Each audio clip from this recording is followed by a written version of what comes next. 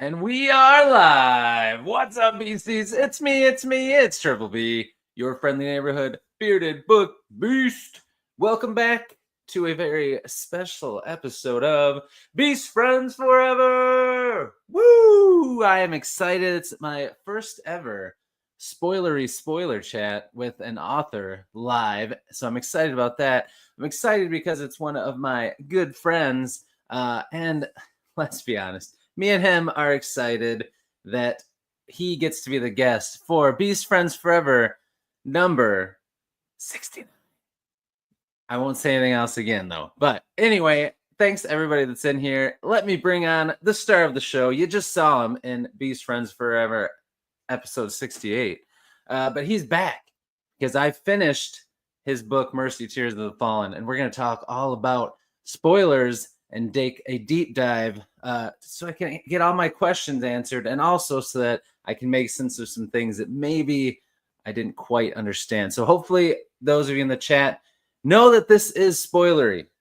We'll talk a little bit at first about non-spoiler things, but then we'll move in, and I'll warn you one more time in case you think this is just interview part 2, but it's much deeper than that. So without further ado, let me bring on the man, the myth, the legend, the original wasabi gangster, Chance Dillon. Just had some wasabi too. Just ate some sushi. Do you like the wasabi? A little inside the soy sauce. I don't like. Oh, I can't. I can't do it. I do like the soy sauce. Yeah, I've heard that it's better that way. I guess I haven't tried mixing it together. If you mix it, you're gonna be satisfied, and just a little bit. You don't need too much. You just need a little bit. Oh yeah, no, a dab will do you with that stuff. Yeah, dab will do you. Yeah, I'm so excited to be 2 back-to-back Beast Friends Forever. This is epic. Yeah, man. I know. I'm excited for it too. And like after our last interview with the number thing, I'm like, we got to figure it out. It's got to be Chance. It's got to be Chance. It's got to be me. Yeah, that was a part of the conversation for sure. Because if it was with someone I wasn't friends with, we couldn't joke about it. Yeah. So that had to be you. Had to be. we got some awesome people here already. We got Books on Wheel, who was Ty.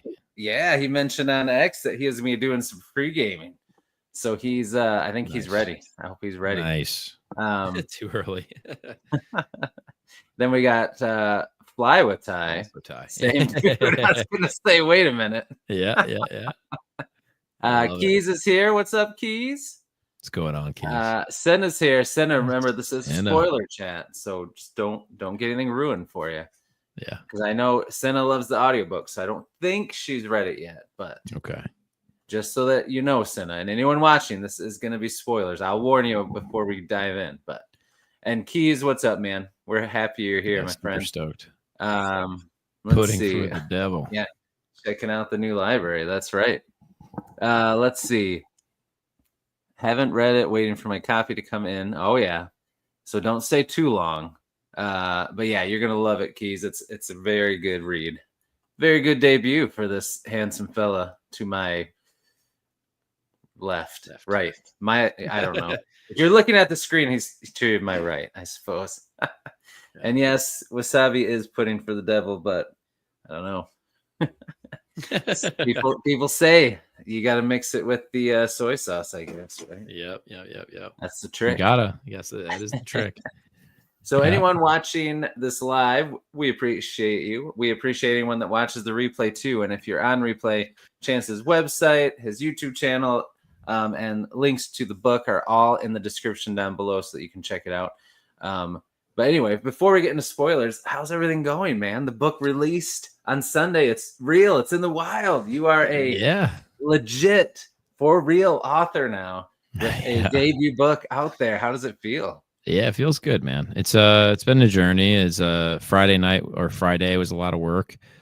My mom and sister came into town because I got the hardcovers the night before on Thursday. I found out I was getting them that afternoon. Got them in Thursday. Already had plans to go out to Long Island to see my cousin play. He's a singer-songwriter. Okay. Got back Friday morning. My sister and mom were here just immediately. We started signing books. We did that book signing.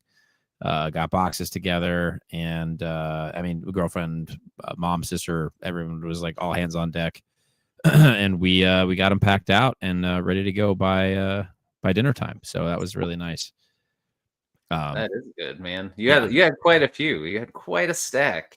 Yeah, That's no, awesome. I mean, it was a yeah. lot of work, but it had to feel awesome too. It really was. I was just like, super grateful that I mean it's crazy that many people were interested in reading it, or maybe have read it and wanted a hardcover copy, because I mean the hardcovers are pretty beautiful. I'm really stoked about those. Oh yes, Um, yes.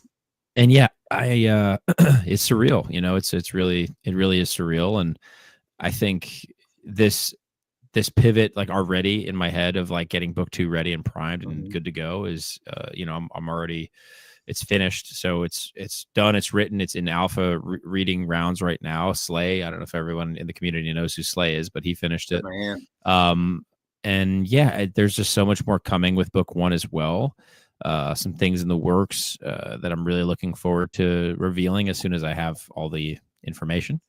Yeah, Nice. I think we're looking at a fun series. It's fun for me to write, fun for me to work on, and it's cathartic in a lot of ways.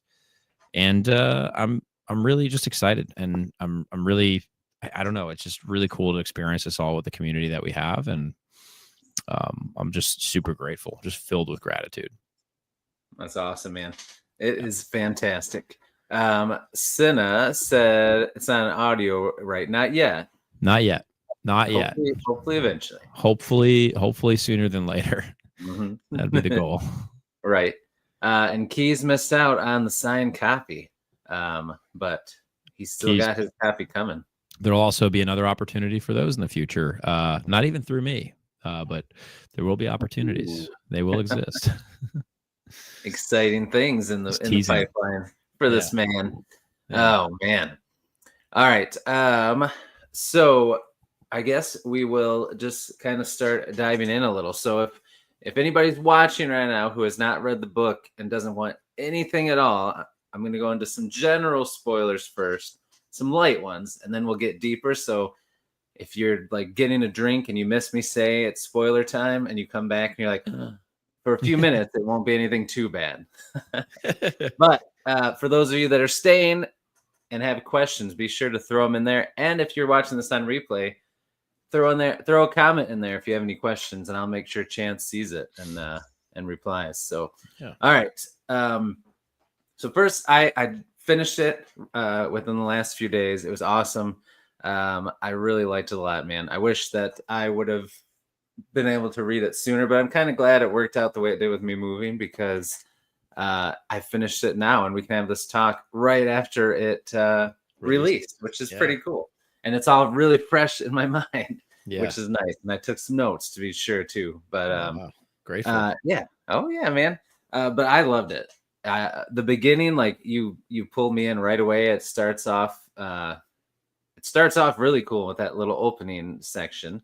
And then the first section with, okay, first of all, let's go through names here so I don't butcher any names. Yeah, you're good. I want to hear how you say them. Yeah. Hold on a second. Let me figure out which device I have names on. All right. So is it Alavist? Yeah, Alavist. Yeah. Alavist. Yes. Okay. So Alavist, the whole section with him and what happens with his family pulled me in even more. And then it was just, I was all in from there on. But you had so many cool characters that I loved in this. I think my favorite ones are Alvist, wait a minute. Aravane. Okay, I just looked at that Aratail next to it. I'm like, wait, is that like how you're Aratail, supposed to pronounce his name? Okay. No, it's his old name. Yeah. Got it. Oh yeah, because Vane is what they add to the end of the name because of what he was, right? Yeah, he's a pure-blooded exile, so yes, he is tagged. Got it. All right, so Alavis, Aravane, of course, Hade. Mm-hmm. Those are my three guys. But I really liked reading. Hold on, let me make sure I pronounce it right. Salismer. I really liked reading his POV too. Yeah, and we'll get into his journey. Was very interesting to me too. Yeah, but all the characters were really cool, really good. And I think you did so many things in here well. I think that you made us care about every character that was on the page, which was cool, which is a good thing because that doesn't always happen. I found the villainous characters that have point of views very interesting, which is good. You did battle scenes really well. You did dialogue really well, and you even did a little romance well, which I really enjoyed the romance and felt it. So that leads me to my first question: is some romanticy in the future for Chance Yeah, well, to have a pen name for some romanticy? yeah, I think there's a story I want to tell that's like naturally a love story, a love story specifically, not necessarily a romance. Uh, and it is about the lore, like the planting of the great trees. And there will likely potentially be some detailed scenes that I may or may not write. And I think I'm going to put, and I know people hate this, but I'm just going to do a book where I do like, I probably will peel back the curtain more than I did in this book in terms of like Fade into Black, which I did. Just to be clear, so people know, I do like fade to black here, but I feel like I give a little, just enough to, so you get what's going on, and then exactly, yeah. If very tastefully done. Yeah, if I ever do write something a little bit more detailed, I think I'll probably have it just like on a website or a Patreon or something like that. Particular scene I'll just put there for people to find if they want to read it. And then just publish the book as like a regular love story. With, probably rated like R, but not X, which I think romanticy is like pretty it's a little more heavy into the description. A little deeper than R, I think. Yeah, for sure. So you wrote characters really well, and there was a lot of twists and turns that I loved. So let's start. I just want you to walk us through a little bit because this was such a big scope of this story. A lot of lands, a lot of different races, a lot of different people.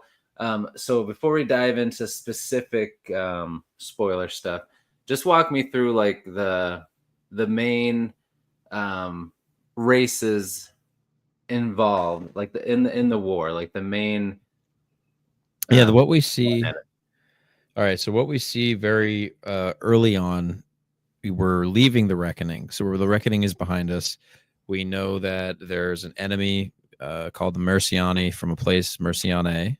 And I know that's confusing, but they came from there. They used some sort of magical elements to poison the water. There were storms that followed them, and with those storms came the blight, which this blight poisoned the water, turned essentially everybody into like I won't say brainless, but it essentially it's a zombie type, enemy that we have experienced or had experienced. And being that we're like kind of in soft spoilers, I feel comfortable. I still feel comfortable that this is soft spoiler. Because I feel like I kind of give that information pretty early. The blight comes out pretty quick. And then deeper later we roll into the narrative and we do see some examples of it like in real time. But so we had the Merciani who came and essentially forced these two continents, Anvia and Taldreus, to come together, all of these races to come together and unify in order to defeat this enemy. We have Knights of the Nine Runes, who are essentially these rune-marked folks which all that means is that they have access to use rune stones, which means that they can use magic, which I call will. And for those who use it, those who don't use it, just call it magics, or are unfamiliar with it. And then we have them unify, come together. In the beginning of the story, as we're putting the Reckoning behind us, you're seeing the unification, you're seeing what that entails, and then you see the Hardranians are kind of like not really about it. And Hardranians are just like your Northman type character, like most of the races in the book are relatively human, with the exception of maybe obviously the Merciani, who we get a little bit deeper into later in the story. And the Amranil are kind of they're kind of elf-like, and then your Kull are similar dwarf-like, just to like kind of associate people with kind of things that they can sort of like latch to really early. Those from Anvia have gray skin, so you have your Oldenai Haltershari, Sildurai are all on Anvia. And their common trait between the three of them are that they share gray skin, but other than that, there's some key differences between the three of them. Just to I know I'm getting deep into the weeds here. No, that's what this is for, man. I love it. Keep going. Yeah, yeah.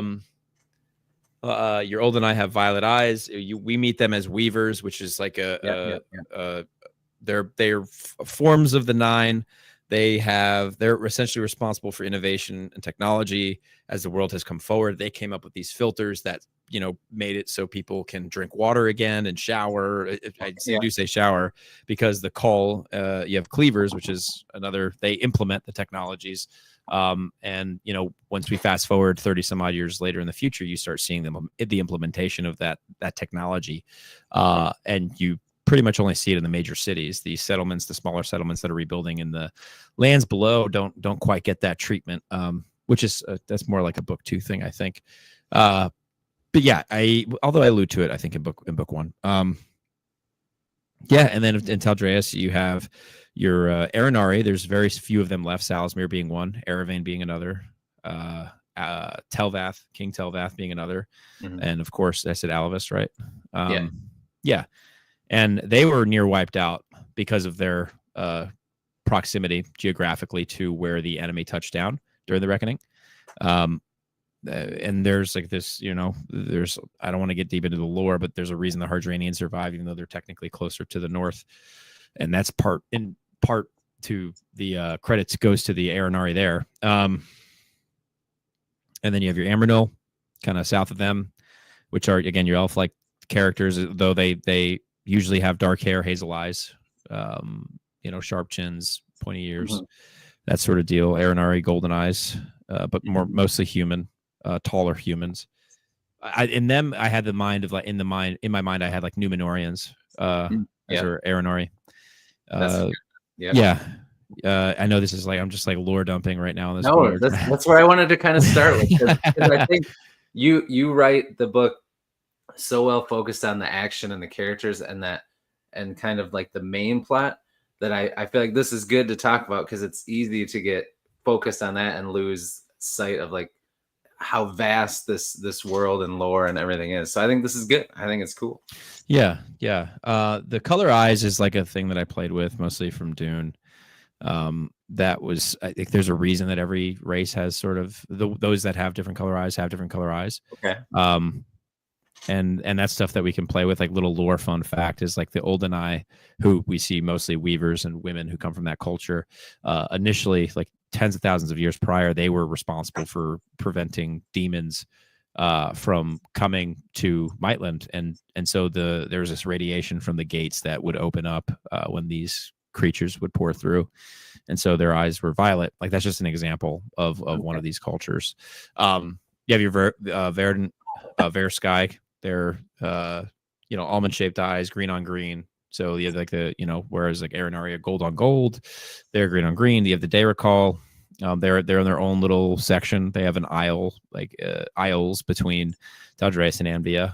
They're very dragonkin type, human, very human, but there's again lore as to why they have I'll call them deformities again for lack of a better term, which I mentioned I think to Zach in a chat that we had earlier. And then you have your Kalatari, again, very humanly, think Sabretooth from X-Men type, that kind of race, very warrior oriented culture. And then you have your Stained, which are, mixed blood. And they're probably the most compelling faction I think that we have in the entire book. But yeah. Thanks, Senna. There we go. She gave us a $5 super chat. We appreciate that. And yes, I look forward to the audio too, so you can read it because I think you're going to love it, Senna. All right. Oh, and I should shout out Mark from the Book Lounge popped in too. Mark's in town. Thanks for being here, man. I think he said his book might be home. It's crazy. People are already getting it. I know. I'm going to put out my written review on Goodreads and Amazon probably tonight. Thank you. I'm going to do a video one. I'm going to do a unboxing / review video when that comes. But I will get my written one out there ASAP tonight. Heck yeah. That's awesome. Thank you. Yeah, dude. So keep going. Did you Well, I mean, get that's, through all the I races? mean, I just like lore dumped. So like I Hey, essentially that's got okay. away from the main, like, which is funny because I don't do any of that in the book. And so as to just like get back to it, the conflict really in the beginning of the story is the between the Hardranians and the Mhm. Unity. And you have sort of this like very unorganized Unity. Fly Um, with Ty. Thanks, man. yeah, Appreciate yeah. that. We meet us. It ties the He's the best. man. Yeah, we have this whole essentially party going around with following the High King and Salismere and Viala and Eltaria, that they go around and they're essentially checking up on all the areas of Maitland. Before we find them, they're in this sort of mess with the king and his concubine. She ends up dying. And then we get a new concubine on board. Well, not a concubine, but a new weaver on board, because the Mhm. concubine was a weaver.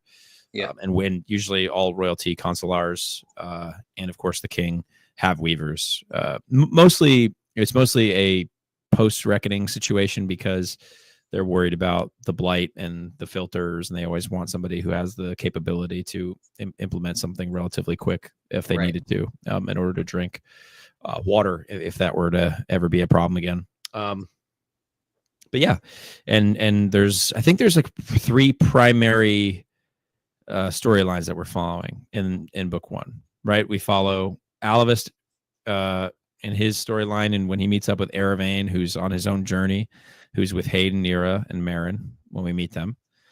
We have Viala, Salas, Mir, and Telvath, and then we have Stiven, Alatu, and Brices.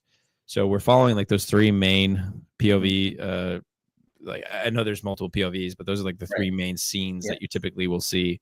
But I like to kind of get into other people's heads because I think it's fun to play with what people see in Yeah. perspective. Yeah. And yeah, they sort of fill each other out in different ways. Like the impact of something in Salasmir's POV early on is something that our other characters may face later. So it's like playing with the information the reader has versus the information that the characters have. And at any given moment, one character who is seemingly competent might make a decision that the reader goes, why did you make that decision? Well, it's because that, you have information they don't. Right. It's Yeah. so, Yeah. yeah, I really Exactly. like playing with that. But yeah. Yeah. All right. Very cool, man. All right. So now we got the field laid down for us. All right. So now we're gonna get into bigger spoiler stuff. So if you're watching this, you have not read the book and you don't want anything spoiled, now is the time to drop out or just put us on mute and let it run. That's fine too. Whatever you want to do. But will be obviously on replay forever. So read the book and come back and watch this. And put any questions you have in the comments, and I'll always let Chance know if anybody says anything. Or reach out to Chance yourself. He'd be happy to talk to you. Either way. I Sure, love that's like getting messages. heck yeah. I'm sure that's like one of the coolest things is having somebody ask you questions about your book. That's after they read it. That's just got to be awesome. As they're reading it, after they read it. Oh, both. Yeah. Yeah. All right, we'll get ready for a lot of stuff. You got it. From me. So here we go. Yeah, All right. Yeah.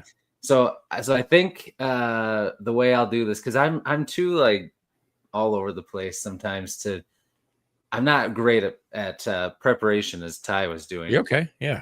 So I'm probably going to jump around from character to character and talk through stuff along the journey. Fine. Instead of trying to be like, all right, I'm going to try to go from start of the book to end of the book. I probably won't do that. Okay. Yeah, that's fine. But you know it all anyway, so I'm not going to confuse you. But anybody watching, if you're like, gosh, why didn't he just go from start to finish? Sorry, this is my show, so that's how it's going to go. All right. So, but first we will talk about the beginning. So we've got two things at the beginning that I think really set the stage for what's going on in the whole story. So I guess it's kind of like the prologue, I suppose, right? Not really a prologue, but the very beginning. Yeah. It's effectively a prologue. Yeah. We've got kind of I guess he's not like the main baddie, but he's the main villain for Alavist, at least. Yes. Yeah. Definitely. So, and what is his name? Is it Hal? Hargalon. Yeah. Hargalon. That's it. All right. So he's chained up and he's reminiscing and thinking about Alavist and all the wrong that he feels has been done to him, how he's ticked off about how things went. And then probably the big bad someone from the big bad group comes in and offers him a chance at. When I first read it, I was thinking a chance at revenge, but then later at the very end, there's some little parts that make me think maybe in his mind it's more like a chance for redemption almost in his eyes, even though to the reader it's like, bro, because he's going against our people that we want to win. So, but just talk me through that a little bit about why you chose to start with that, because I think that was a cool way to start, because it right away lets you know, like, you read that and you're hooked, and then you read Alvis' part and you're like, okay, I see what's going on here. Yeah. Once you finish the book, going back and reading those first 3 pages is I did go back and read it. Okay. So do you know who the person was who he was talking to? Was it hold on.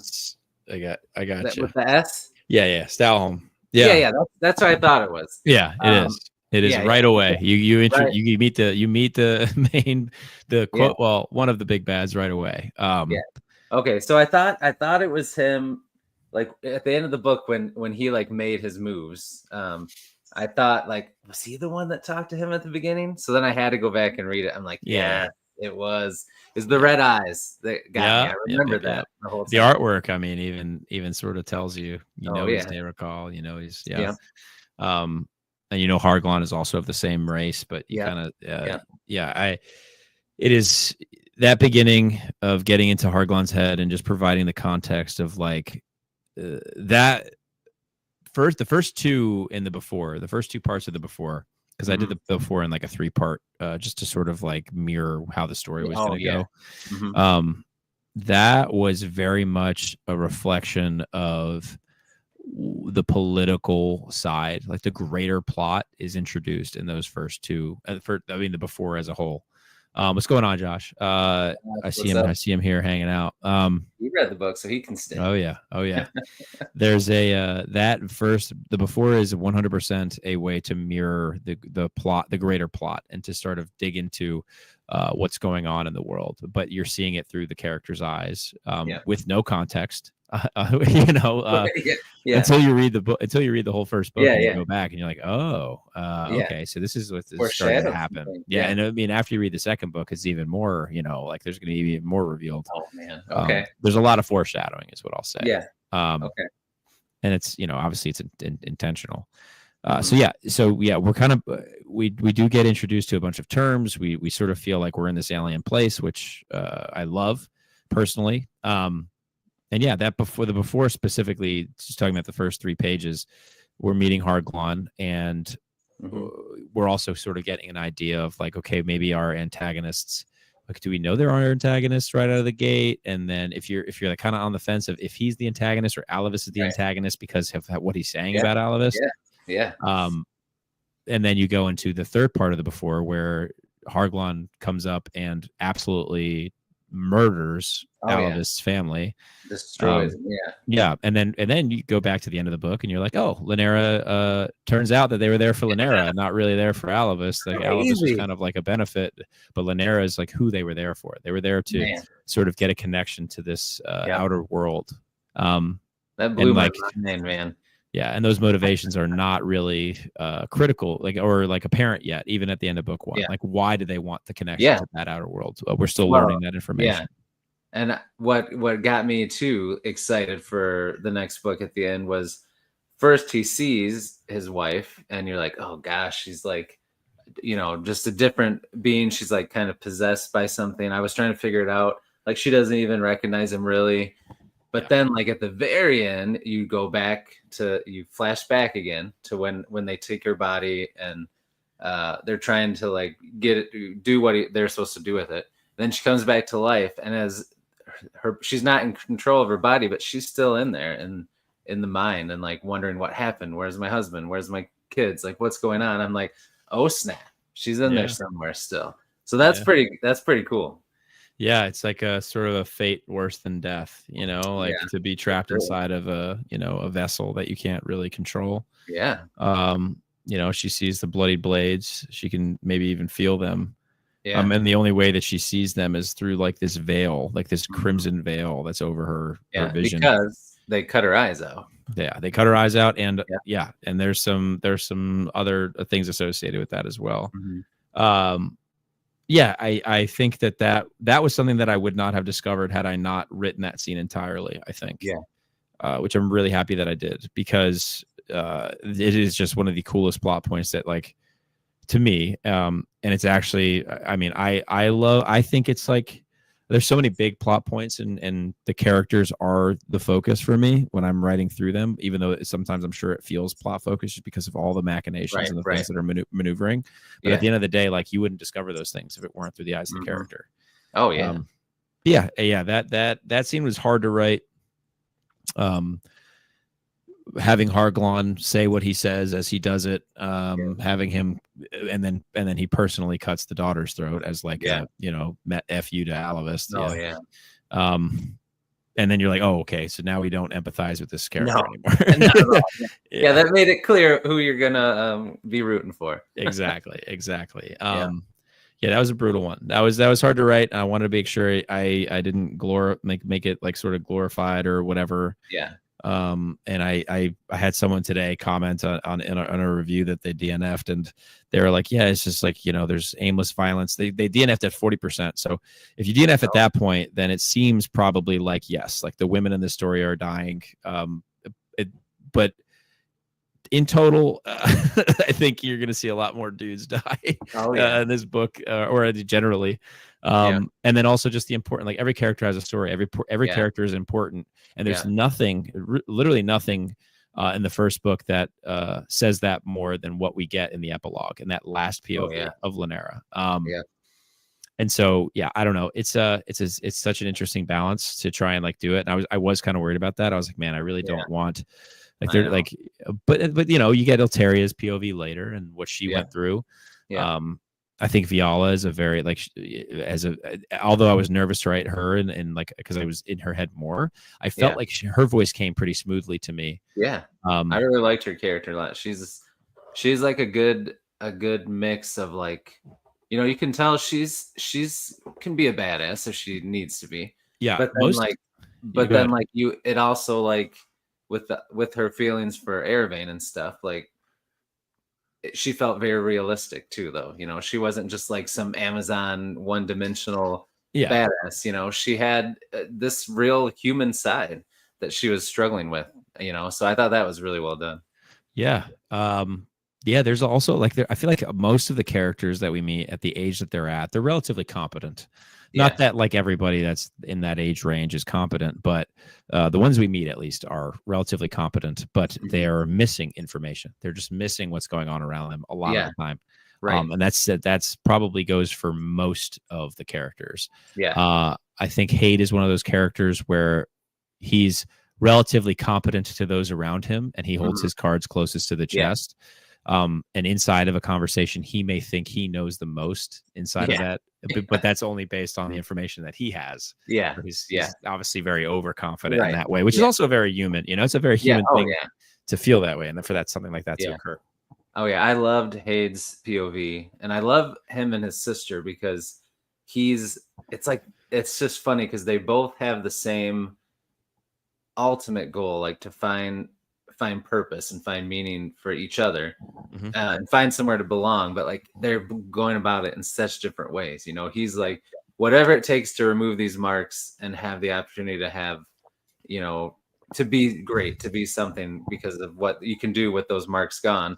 And she's like, every time he goes somewhere to try to further that plan, she, like, finds people and finds family and finds purpose, and then he ruins it and they have to go somewhere else.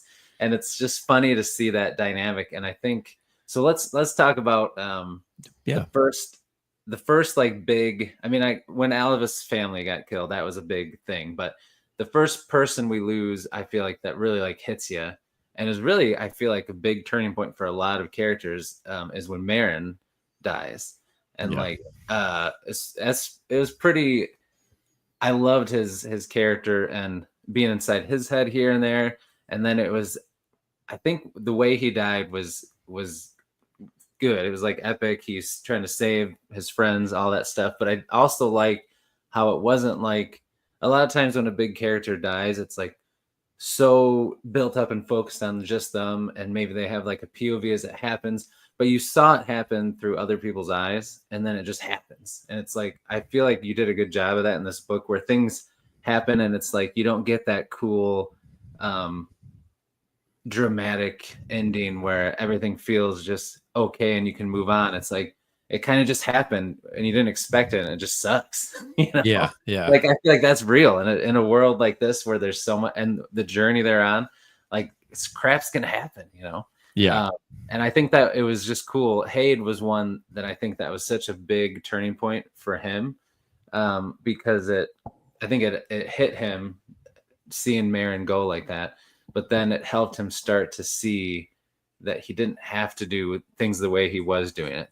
And especially I think probably the way Alvist was with him, believing in him and wanting him there because he was capable and because he could, just because he was him, not because no ulterior motives, like with the Stain King and all that, always wanting something and not involving him really in it, just using him as like a henchman to go do his bidding. It was like, these people actually want me here because of who I am and because of what I offer, and I think Marin dying and just helped him realize all that. But it moved forward a lot of people's stories in general. But was that always the plan, to have Marin die then at that point in the story, or did that change at all? I tell this story, spoiler free conversations, but that was the one where I had some sort of mushroom something or other for the first time, and I rolled a D20, and I was like, let's see what happens. And unfortunately, Marin's fate was decided by the dice, and it's actually way better that way. Yeah. Because I didn't want to kill him. I really did not want him to die. Oh, he's such a cool character. Yeah, and then I learned my lesson from that, to just be like, all right, if you don't want a character to die, but it serves the story for them to die, they have to die. Yeah. And if you love a character that much, writing them, the readers will probably, and I feel like in these kinds of books like that we love, fantasy, epic fantasy, space opera, anything big and long like this, like you got to have things like that hurt you, because it's going to keep you invested so much more than if everything's just happy all the time and there's no stakes, Yeah, and that's another thing, is it really does. His deaths, it serves as it serves a purpose for the characters, of course.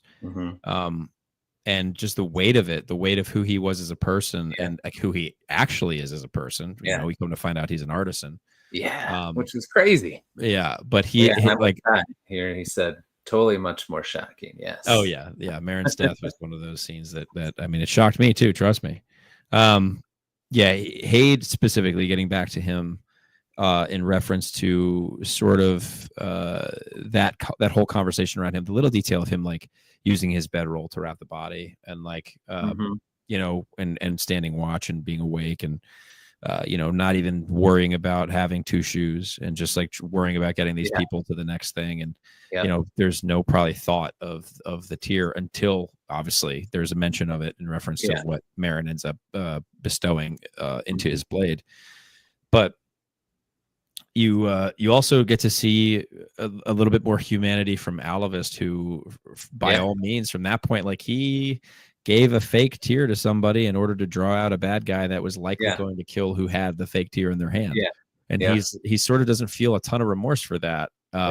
Really. Right. And that's sort of like separates him from his humanity in a way. And then we sort of see Marin's death sort of bring his humanity back in a lot of ways. Because before up until then, like, he's just been hell-bent on finding all of these Blaunai, these Blood Knights, and trying to kill them all in order to get to Harglon, who he assumes is still alive. Haid, again, it's that found family with him and Nira. And I think, although there's what like the characters think of themselves, like Haid thinks he's this agent for Galagus, the Stained King. But his actions are saying like he's more than that.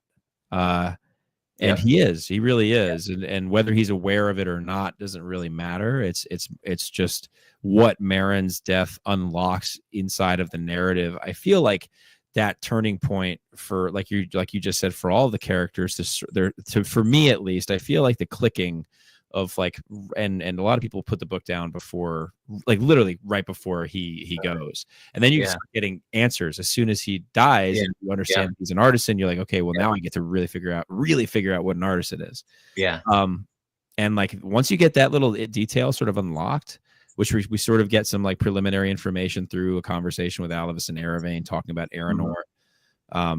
Merrin is such like a key, like a pivotal character in the story.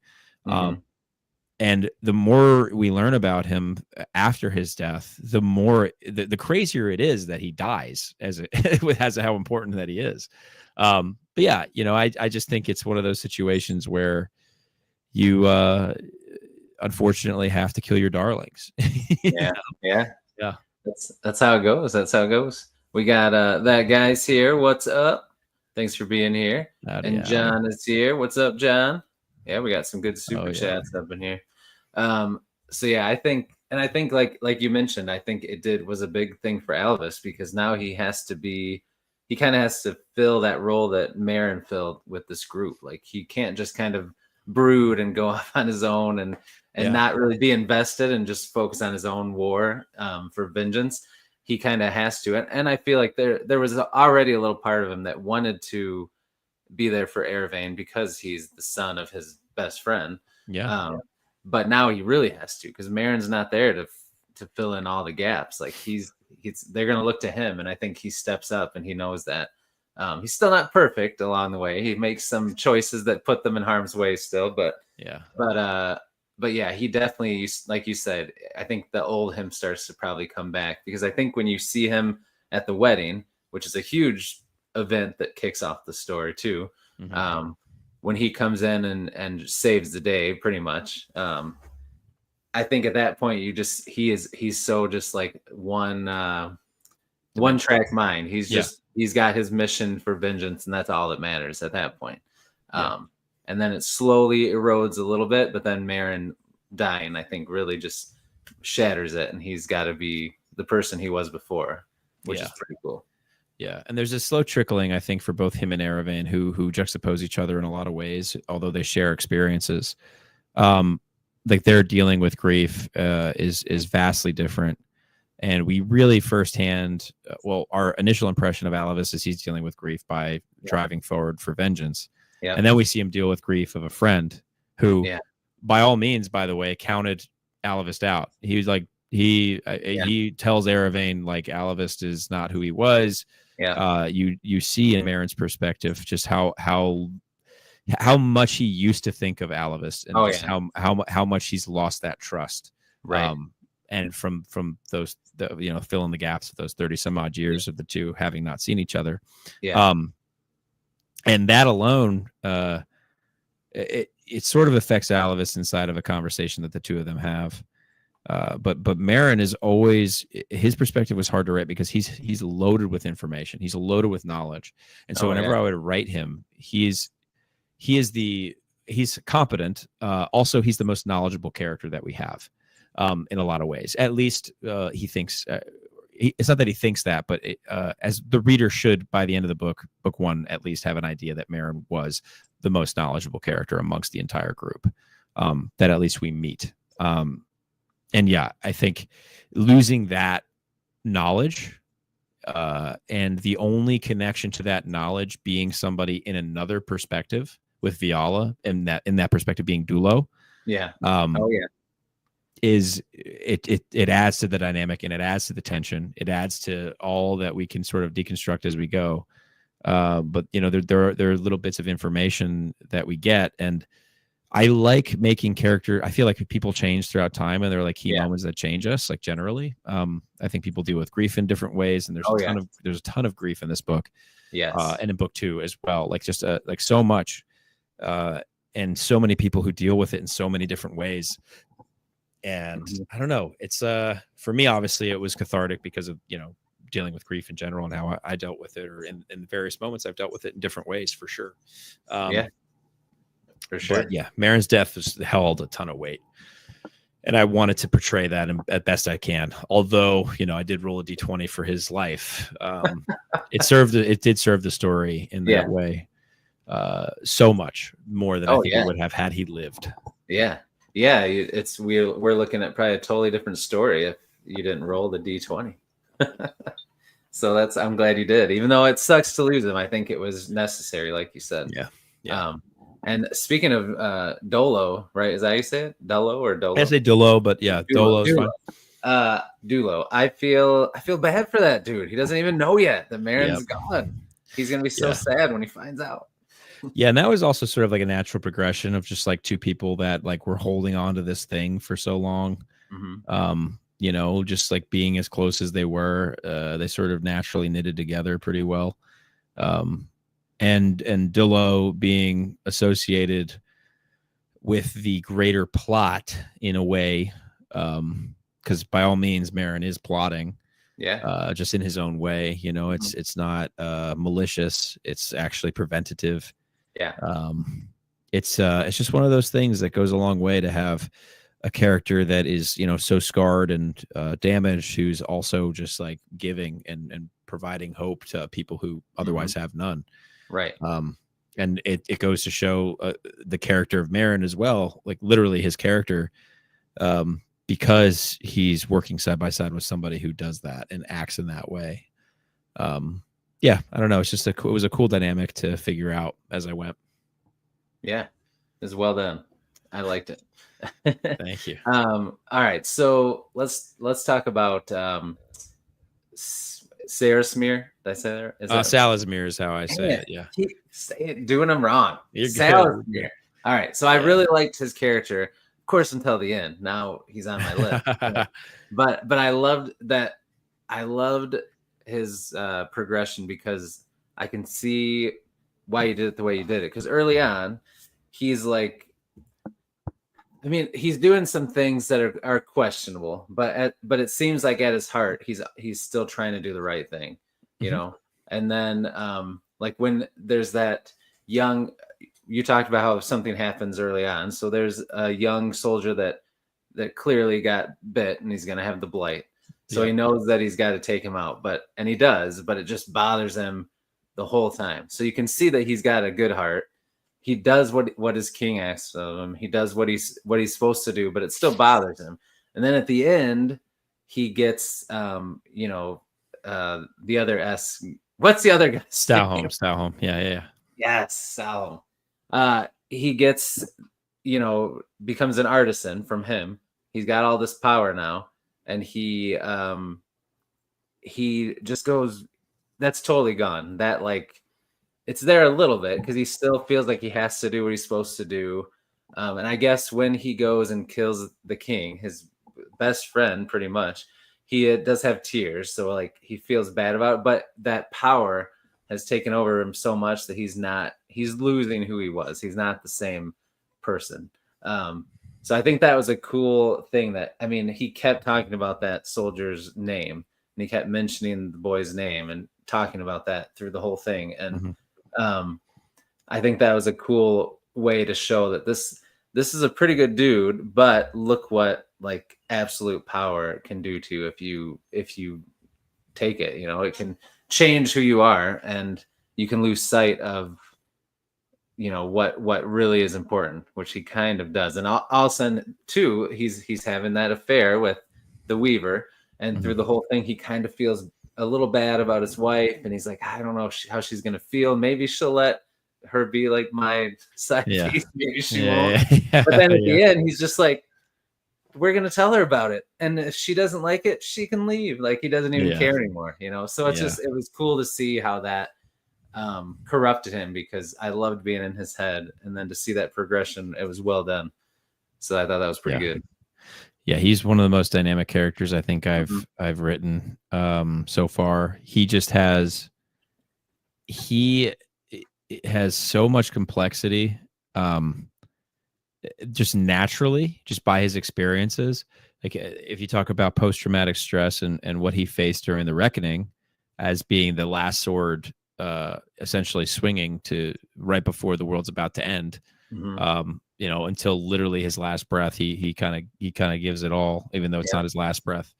But it very well could have been had the hero of that moment not done what he did. Or I guess I'm not clear on him, as to who that is in the narrative yet. to people. But yeah, he's also another person dealing with grief too because of a stillborn child. Yeah. And so does he handle it the right way? Like, I mean, no. But Right. there's that bridge between like what he's doing with the affair and Alteria and this sort of like pent up resentment that he's just not exercising. He's not like working through it. He's like is just such a complex thinker, and he's so competent. We get mention of him being offered power at some point, like he is rune marked, but he was offered tutelage as like a rune born to learn more, and because he didn't take to it when he was young, so he doesn't know how to actively use his will. And then we get Stalholm, who offers him this power in differently now. It's not just here's how to use will. We're going to train you with stones, and here is the ultimate power, and you are only one to me, and you get to learn from me. This isn't just like here's how you use will. Here's how you use the rune stones.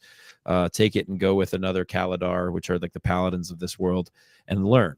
It's I am the most powerful person in all of Mightland, and now you're learning from me. And that's what it takes to get somebody like Salismir to kind of convert. And although like we do get sort of his drive for power told in the narrative, which he does, like his inner dialogue is like, I want more power.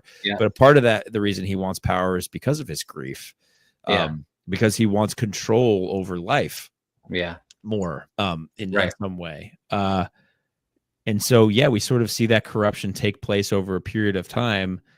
And then he's told his best friend betrayed him by trying to assassinate somebody who he sees as a daughter, essentially, who he cares deeply for.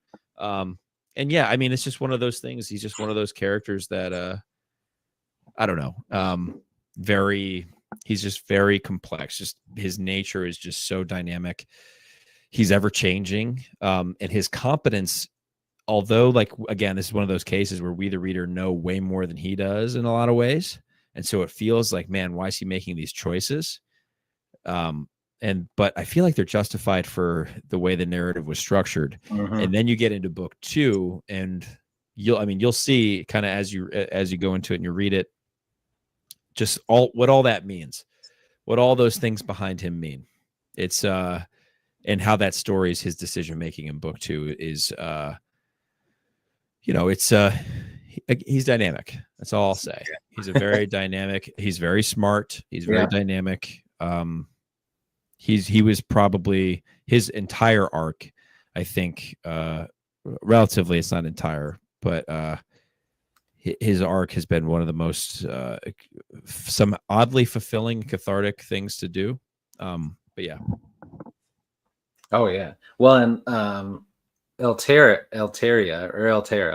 she has a little mystery stuff going on at the end too, where you find out when the assassin comes to you think try to kill Viala. Yeah. Sure. Yeah, that's cool. It works. Yeah. You tell me the way that you say it. I say Viala. Viala. Okay. Yeah. To Viala, and then they pin it on the king, who actually, obviously didn't do it. But she has a little inner dialogue, and you're like, oh, she has something to do with that. But we don't really find out what exactly yet. Yeah. All we know is that she tells her that they weren't meant to kill you, and she had something to do with it. So you're like, oh man, all right. So you set up a lot of little plots that I think you can see are going to carry over into book 2 that I'm excited about. And that was one of them. That was a cool little reveal that I didn't see.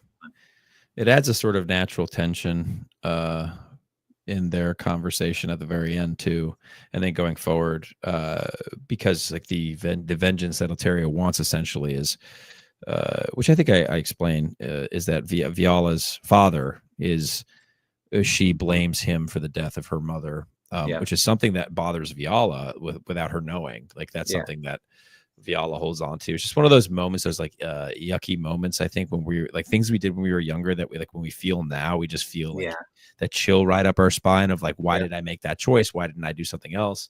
Right. It's just like a storied shame, I think, is a good way to put it. Just like something that we felt shame at, that we experienced when we were younger, we felt shame for. That's like technically kind of out of our control, really, in a lot of ways. But that doesn't change like how it stories a lot of what we, the choices that people make, and in a way, it does really story Viala's character as someone who does really want to do good in the world. Yeah. And she wants to learn. She's hungry for knowledge, and again, incredibly competent. Yeah, I don't know. It's just Terry is one of those complex characters. He's an example of like, and again, it also just generally increases scope and tension, as does like Shrinali and his wife being locked and chained up in the basement because she's blighted and she was unable to face the madness, and she's just mad. It's just kind of what she is. And Shrinali has this deep secret, and what we see in that scene, although it's like maybe half a page, is a powerful character. With somebody who they care for in their life, who is deeply affected by this thing from the reckoning, and hasn't, he hasn't let that go. He's like holding on to that memory of like what it did, the exact weight of that moment, so that Trinali's essentially trying to do what he can to maybe prevent that in the future. Yeah, for sure. I want to just shout out Timothy Wolf popped in, but then I won't show the other one because he had colorful language because he realized it was a spoiler chat, so he left. But thanks for popping in, Tim. We appreciate it. So I thought that was very interesting that he had her, chained up with the blight, obviously hoping, not letting go, like you said, and hoping that there'll be a way to, bring her back from it at some point. I feel like anybody that's watched a zombie movie knows that is always going to end bad at some point for somebody. But then I guess we haven't talked yet. There was another death of a POV that you follow a lot, and that had to do with his two sons, with the whole river scene with the huge crocodile and all that stuff. That was pretty sweet. Yeah, the halters. And that was pretty terrifying. Like they're just all getting picked off. So the swamp scene. Yeah, that was pretty awesome. But that was pretty heartbreaking when one of the brothers, realizes what's happened to him, that he's gonna have to go, and he's telling his brother to do it. And of course they're kind of going back and forth. They're upset. They don't want to do it. And then another character I liked, Halvane, he comes in and just does it because it needs to get done. Yeah. But he was entrusted to keep them safe, so he has a hard time with that. But he knew he had to do it, so he does it. But how did you decide which brother you were gonna take out there? There's more context that comes about in book 2. If you reread it would probably be more beneficial to read the entire book 2 and then go back and read that paragraph from Halvane. There's a lot of information in those few paragraphs that Halvane has related to the greater scope of the story. That again, I try to play with information about as good as I can. I mean, there's one sentence I'll tell you about after you finish the second book. Inside of book 1 that quite literally gives away a major plot point. But contextually, you would have no idea if reading it for the first time. Even reading it for the second time without reading the second book, you would probably have no idea. Go over my head still. And that's very intentional. So there's some lines that Halvane delivers in that sequence where, first of all, you see a bit of his humanity, and you get to know a little bit more about his character generally. And he is, I mean, that scene in Alatu dying is one that weighed heavily on me every time I wrote it. Every time I went back over it, I got the same effect. There's just something about the two brothers telling each other that they love each other. And Alatu's just like, let's get it on. Like, let's do it, man. Like, I don't want to, I don't want to do this. Just send it. Like, I'm good. Like, do it. There's something heartbreaking about, I think, that confidence. And then seeing the juxtaposition of Stiven's lack thereof, of like, no, we're gonna like figure this out. And, no, we're not doing. I'm not doing that. Well, you compare it even to like that young soldier. He's like, no, just cut my arm off. I'll be fine. It's fine. Well, exactly. It's not too late. And then he's like, it's got to be done. It's just that shows the difference between the two of them, you know? Yeah, and I think narratively, like that again, that juxtaposition of something happening inside of another character's POV foreshadows what happens in a completely Yeah. separate story arc Hmm. for other characters in a lot of ways. Yeah. That's just another example. Yeah, I think that scene was really hard to write. Halvane, I think, is one of my favorites. Yeah. He's cool. Generally speaking, I also Mhm. love the rune form that Steven and Alatu have access to. The Oh. force form, I Oh, think, is oh, it's so cool, man. Just made me think of Star Wars. exactly. But it's like you shove your blade in somebody's chest, and then the blade hilt Yeah. like forces you off. It was so cool. Yeah, I love that shit. Yeah. Well, no, those two are so cool together. It was a bummer. Like it was sad how it all went down, but then it's a bummer to lose one of them because they were fun to read too. Those two together. So Yeah, and it and does again. Like I think, not to cut you off, but no, the death, we already know death, big or small, the impact it plays. Like so going into book 2, and even at the end of book 1, you see Steven from Hade's POV, and he's just like much more hot-headed. He's much more yeah, like resistant almost immediately, and now that yeah, he's come across these people as they converge, yeah, so he's greatly changed like there and then. But then yeah. you're going to see in book 2 sort of what that implies going forward for him, and exactly how does that story, the role that he did, like, does he decide to take on a different role, does he Hmm. not, like, who is he, and again, there's some juxtaposition there between characters that perhaps face something similar and just make different choices, Hmm. which I think is like the push and pull of that, the dynamic of humanity and inhumanity. Those are a lot of the things that I love playing with. And I said this on Zach's chat. It's like, is there hope in absence of suffering? Or and then I forgot the other one, but hope in the absence of suffering is like an interesting thought experiment for me. Like if we're not in a time where we need hope, does it exist? Or courage in the absence of fear? Like, are we courageous if we're not afraid of what we're running toward? Yeah. Yeah, I think playing with those kind of juxtapositions and the push and pull of those dynamics is really it's cathartic, and I'm using the word fun, but I think that's more of just like fun and by way of me being able to play with that dynamic. Yeah. I guess. Yeah. Yeah. Yeah. No, I agree. It's good.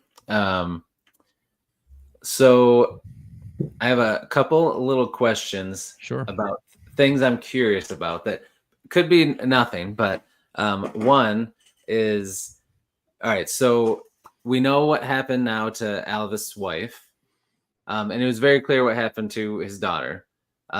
We know what happened to his dog, because he mentions that he left him, but we don't know for sure, at least unless I missed like a specific wording, but we don't know for sure about his infant son. Like you can assume what happened, but am I reading too much into that may come back later, or is it pretty clear that his son died? What was the dog information? What was the bit about that? I thought, didn't he mention a part where he talks about how the dog was wailing for him, but he left it with somebody? And that was after the fire, or? Yeah, after. Well, it's like later in the book he's thinking back. And Okay. when he's talking about his family and everything that happened. Yeah, I mean, Uba is Uba's a fan favorite. I'll say that. Oh yeah, for sure. Yeah, I mean, it's one of those things where you read book 2, and I mean, you have theories. It's I think Zachary Shea is one of those people that has a theory as well, and you'll see. Like there's a lot that could come about. I think we kind of get some clarity, I think, in the epilogue of like the fire killing. Oh yeah. Yeah. I'll say that. But I mean, Matt Hobby Vomit also has a ton of I was gonna say theories that he writes down that are absolutely asinine. Yeah, he is summoned by the swamp. We mentioned a fantasy swamp. It's game over. He shows up. It's like Bloody Mary or whatever. Yeah, it is. Yeah. Say it in the mirror. Beetlejuice. Vomit 3 times. Yeah. Yeah, that's such a gross thing to say. It's a great channel name. Terrible thing to say out loud. It is. Yeah, I agree. Oh man. Yeah. I think I do think it's really cool that people are establishing theories. There's so much in book one, I think, that I play with, and I also like to kind of turn things on their head. I think I've shown that too. So I play with that too. Nice. There's some mysteries lingering out there too. Like we haven't gotten like the full story of everything with Eravain's dad and mom. There's still some more to explore there, obviously, which is cool. And then just where all our where our heroes were all left at the end. There's a lot going on that will carry into book 2 to see what happens there, which is cool. So give us a little teaser of where we're going to be, because anyone listening at this point should have read the book. If you didn't, then what are you doing? But just give us all a little teaser of where we're going to be dropped in at the start of book 2. Yeah, book 2 drops you in. Well, first of all, there's a before, so we get a little bit more context with that juice. I've already posted it on my Patreon. For Runeborn members, I think only for now, just until we get a little closer to release. Book 2 picks up roughly, I think it's 2 weeks exactly. Post where we find our characters at the end of book 1. Got it. And yeah, from there we'll see what happens. 2 weeks after, Eravain and Hade and Halvain and Stiven and Brices and that's a lot of characters. All get separated from Nira and Valdis, who we haven't talked about. Alavist, awesome, Alavis, Valdis, Kalanuo, and Nira. So we have Hade and Nira separated, I think, is like the biggest thing there. Yeah. And that's like something that's very interesting to play with in book 2. Yeah. Yes, because they're very close. So yeah, I think that's a huge opportunity for those 2 characters for you to write, I'm sure. Yeah. That was something that again, narratively, like happened, just like came about. And yeah, we do meet some new characters in book 2. Nice. I try to stagger it. I don't think I introduced too many new ones too early. But I do introduce characters who we know, and now we're seeing in their eyes. Okay. That was my next question. Do we get some more POVs from characters from the first book that maybe didn't get a lot of POV? Yes. Yeah. I still play with the drop-in chapters here and there of like one POV, but then there's I think is at least 2 characters that get more than one chapter POV, where we kind of get to see now their internal dialogue and how they see the world. We get to meet a few characters who were mentioned in book 1, who we don't really get to see, who have been painted a certain way. And then we get introduced to them. And then now we get to play with who are they? Like, we have this preconceived notion of them, but who are they really? And then you start seeing them through the eyes of somebody who doesn't maybe think so, like one way about them. And it plays with the concept of perception a lot, which I think is, again, just a really fun exercise. And it also just makes exploring the world more fun for me. And yeah, I love that multi-POV. I think multi-POV is also cheating in a lot of ways, but I like doing it. Oh, yeah. I love multi-POV, though. I mean, I've read a lot of good books that were single POV or like, third person, but only focused on one. And multi-POV, I think, is just so fun. I think it's just the way to go. One character that I guess we didn't talk about a lot was Kythos, who was, is it Cilia or Scylla? Yeah, Cilia, yeah. Cilia, who dies at the wedding. Your own red wedding. Version, right? It was pretty cool to follow his character and see how unhinged he was. I wanted to ask you, like, if she hadn't died, like, was her death the springboard for him to become just so like villainous and unhinged and crazy? Or it seemed like maybe he was already doing some things behind the scenes and that just kind of blew it up, where he just really went over the edge? Or was it just that sent him spiraling into that kind of a character? Yes. No, he's another dynamic He is. He is character. very fun to be inside his head too. Yeah, I again, I think I spoke about this yesterday on my stream with people. It's like it's not so much morally gray as it is just like people think they're doing the right thing. Yeah. In his case, he wants people to feel his pain, but he Yeah. knows that's wrong.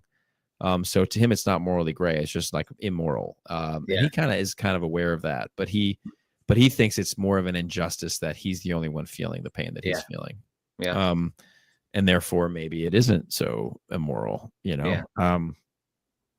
Like naturally, if it were somebody else, it would be immoral, but for him, it's, you know, it's it's okay. This is the right thing because I'm me. Exactly. Which I think was one of the things that made him fun to write in that way. And then we see sort of Rovin, Galagus's son. We see again just like an example of the blighted water and what it does. And we see somebody who you know, I think by the end of the book, being that we're talking spoilers in Kythos's POV, you get mention of Rovin's mouth not splitting, which I think is like a key indicator. Which is a good sign for Rovin, I think, as we go into book 2. So there, you know, there's some characters that I want to play with more as well. Generally speaking, just moving forward. Kythos is one of those characters as you go into book 2 who has a role in the inside of the narrative that I think like he's been set up to have properly. And I'm really looking forward to what people think about book 2. Ooh, man, I'm excited, dude. Very cool. Anybody that's in the chat, throw some questions in there because we're already an hour and 10 minutes. That flew by, man. I mean, it always does when we chat, but talking about your book, it's been awesome, dude. It's so cool. Let me look here and see if there's anything else that I wanted to ask you. We'll give people a chance to throw anything in the comments if they want.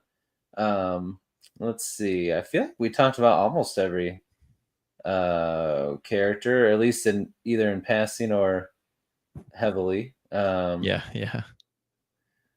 is Galagus gonna get a little more spotlight in the second book? Because I feel like he probably will, but like his sons, like a lot has happened to his family, you know, and the people like Hade, who he's been trying to get to do things for him.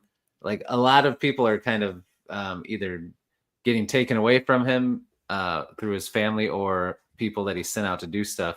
So I'm very interested to see like what he's thinking and what he's doing and what he's planning and what his response is going to be to a lot of the stuff that's been happening. Yeah, I mean, we get the setup that the Stained are starting to maneuver at the end of the first book. So you start to get an idea that this faction is sort of like it's relatively mysterious, like their military capacity, and that is intentional. And Galagus is a military-minded individual who we will, you know, see maybe a bit more of in book 2 for sure. All right. Very cool. Let's see. Was there anything else? Is there anything else you want to say to people who have read book 1 about book 2 or anything in general that you want to talk about that you think is important for us to know before we dive into book 2 when it becomes available? I'm just grateful people are going to be diving into it. I'd say the expectation is it's faster paced. The stakes are higher, and we do teeter a little bit more into the military fantasy rather than quest fantasy. Book 1 is very much quest fantasy, I think, and then book 2 is going to play on the military fantasy aspects a little bit. Book 3, I won't say what that is just yet, but it plays on another kind of fantasy, is what we'll say. Nice. If book 1 is quest fantasy, book 2 is military fantasy, book 3 just know is going to be play on a little bit different of a dynamic in there. Yeah, but I think book 2 you will have, you know, your massive you will have a greater scale combat. Generally speaking, I think book 1 is a lot of close quarters stuff. that we see. Book 2 kind of opens the window on that, and we'll get a little bit wider view. I love it. Hobby Vomit did have a couple good questions. What kind of breed of dog is Ube? Yeah, my mind. Sorry, I didn't mean to Go interrupt ahead. you. You can answer the first question, then I'll ask. Yeah, my mind was like sort of like a Rhodesian Ridgeback nice. dog, like that like very fiercely loyal and protective animal. Yeah. And imposing. So that's good. Yes, and imposing. Exactly. I like that. And then he said, was Hayden's love of his hat an Indiana Jones nod? Because that was hilarious how much he loved his hat. Yeah, I mean, my influence is like I got a message from Dylan from Spaced Out Wizard today. He mentioned some Star Wars nods that happened in book 1. One that I put together that he said like that wasn't even what he was talking about. The Indiana Jones hat is definitely a nod to Indiana Jones. Nice. And then like there's a Count Dooku nod I didn't know I had. Oh, really? In the cave where Aravane runs up to Lanera and then gets knocked back. It's sort of like a nod to the end of the Clone Wars, this movie. And then there's another Star Wars reference with Telvath and Salasmir in that last scene that we see Telvath in, where he gets tossed out into the wind. Yes, it's just funny how and I wouldn't even have thought that until Dylan said something. I'm like, yeah, actually, that is probably where that came from. Yeah, that was cool. I mean, even just him like reaching out and using his power to, the old Sith power there. That was pretty cool. I love my Star Wars. I love me my Indiana Jones. I love me my Lord of the Rings, my Dune. There's so much good nuggets in here, but it's all but you made it your own, dude. What's cool. Yeah, awesome. And you'll see that in book 2 too. There's some of my favorite stuff to play with that I definitely make my own. Heck yeah. Awesome, man. Well, I loved it, dude. I'm impressed, and it was awesome. Thanks for letting me get an early copy and get going on it and reading it. It was a blast, and I think that you do everything well, but I think at its heart, I think people who love a character-driven narrative are going to love this, because you write characters and emotions really well, but also there's so many twists and turns and surprises that just keep you guessing through the whole thing. I think was a blast to read. So I think there's a lot of humor, there's a lot of heart. It can be really dark at times. There's just something for everybody to love about your book. Yeah, I really, really appreciate that. That dog just popped in. Scaff. He was in the chat yesterday when we were in the actual live conversation, which was really cool to hear about his influences with his writing and the stuff that he plays with. Awesome. Yeah, so cool. Very cool. I finished his book before I finished yours too, so I got out to him. I have both hardcovers coming my way. Oh, nice. Hopefully here tomorrow, but I don't know when I'm going to fit them in my TBR, but they're coming. They're fun. They're fun reads too, and those covers, man. Whew, oh my god, nice covers too. Those covers, in terms of like, I mean, I love the Sun Eater art. I think Skeff, and I'm not just blowing smoke here. I think I like your covers better than I like the traditional Sun Eater covers, as much as I love them. With the exception maybe of Shadows Upon Time, but that's only because I have the context of like what I'm looking at. Right. That's true. Relatively speaking, but I think Skeff's covers are top tier. Incredible. Yep. Yeah, for sure. All right, man. Well, I think we'll start to wrap it up. Thanks again for doing this, dude. This was a lot of fun. It was awesome to be able to read a book and then just be able to bounce questions off the author. Like, that was pretty fun for me, and hopefully it was fun for you too. So I appreciate it, man. Yeah. And yeah, we'll do this. We'll just make this thing every time you have a new book come out. Yeah. I'm on board. We'll have you on and promote it, and then after it comes out and after I've read it, we'll do a little spoilery chat. Yeah. And actually just make me every episode of Beast Friends Forever from now on. 2 in a row. You just nobody else is allowed on anymore. That's right. I'll have to start a new thing for other people, but Beast Friends Forever will just be Chance. Yeah. Oh, that's so Oh funny. man. Well, it was a blast, dude. And again, in the description, Chance's website, YouTube channel, the links to the book. You can check it all out. And also follow him on X, Instagram. Are you on any of the others yet? I did make a Not on the TikTok. I'm TikTok not yet. I'm not too good at using it though, but I did make one. I think Okay. All right. I'm gonna try and do like a 1 minute or 2 minute video every week when I'm filming my Yeah, dude. YouTube videos of just like shamelessly shilling for myself. Well, I I On I TikTok. liked your little reel you did where you're like, do you like all these things and sex? Well, this book doesn't have any of those. Yeah. Dude, put that on TikTok. People will eat that up. I think that's. Yeah. I think you I should think do I did that. it on TikTok first. Yeah, Mercy TikTok Oh, here we dancing go. coming. Dancing coming. It's just Dennis me. Myers is here. What's up, What's Dennis? up, Dennis? Another person with great covers. Oh yeah, his covers are Yeah. gorgeous too. That's Yeah. true. But yeah, all right. Is anything you want to say to anybody before we head out? No, I'm just grateful people have picked up the book, and if they're watching this video, down the line from this recording, and Mhm. I hope that they feel comfortable reaching out. It is interesting to see people DNFing, before 50%. I'm just like, oh, Yeah. you're right there. Just hang on just a little Just bit hang in longer. there. Yeah. You're about to get your answers, but I get it. At the same time, like everybody has their own unique experiences Oh with yeah. this book, and I think that's one of the coolest things about reading in general is that people, have their own experiences and are comfortable sharing them with others, and I think that helps guide people to the stories that they would be most interested in if they would be. Yeah. So I'm incredibly grateful that's to everybody that's been supportive so far. I'm grateful that you read this book early and had me on twice in 2 weeks, Heck yeah. and just that how much of a friend you've been during this entire process. And I'm talking like, but well before I think book one was in editing. I think we were like I think I was editing with Dave when we really started connecting at Yeah, first. man. And yeah, I'm just so grateful that you've been such a good friend along the way. I'm excited for North Carolina for the Heck release of yeah. Christopher Rocchio's books, Yeah. because I think that's going to be such a good time to get everybody together. Heck yeah, dude. It's gonna be awesome. And thank you for having me. Yeah, same to you, dude. Thanks for being just a real friend, and it's been my pleasure and honor to be able to be a part of this journey with you, and to help you shout out your book a little bit. And it's just been great, man. You have big things coming. I think you just keep at it, dude. This is gonna be big, and